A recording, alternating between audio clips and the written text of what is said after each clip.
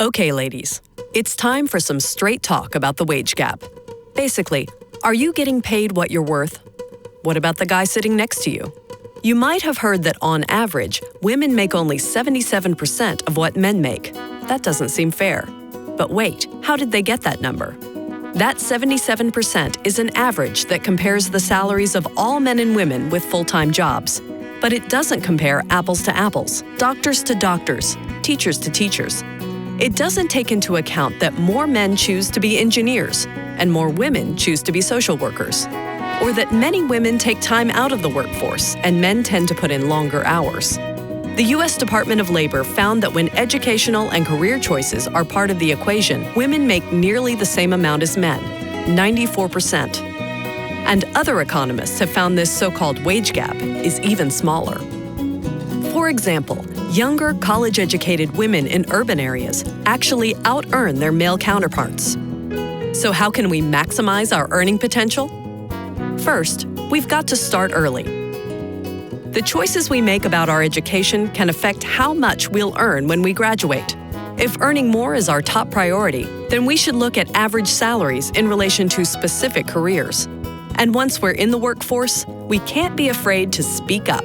Studies have shown that women tend not to ask for what they're worth. Employers naturally want to keep costs low, and it's up to each of us to take the time to negotiate a fair salary. Most employers want their female employees to be successful, but if you ever do feel like you're being discriminated against, you should say something. The Equal Pay Act of 1963 and the Civil Rights Act of 1964 both protect women from harassment and baseless gender discrimination in the workplace. Some lawmakers want the government to close the wage gap.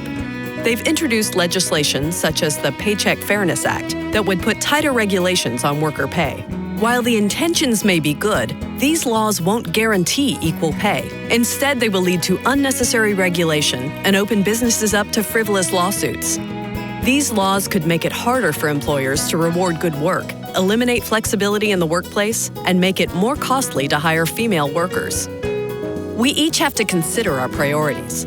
The truth is, men and women often make different choices when it comes to prioritizing work and family. Things like the hours we spend on the job or the time we take off to stay home can affect our salaries. As women today, we have more choices and opportunity than ever before. We aren't victims. It's all about balance and what works for you and your family. So choose what's right for you and make it happen. Your earning potential is in your hands.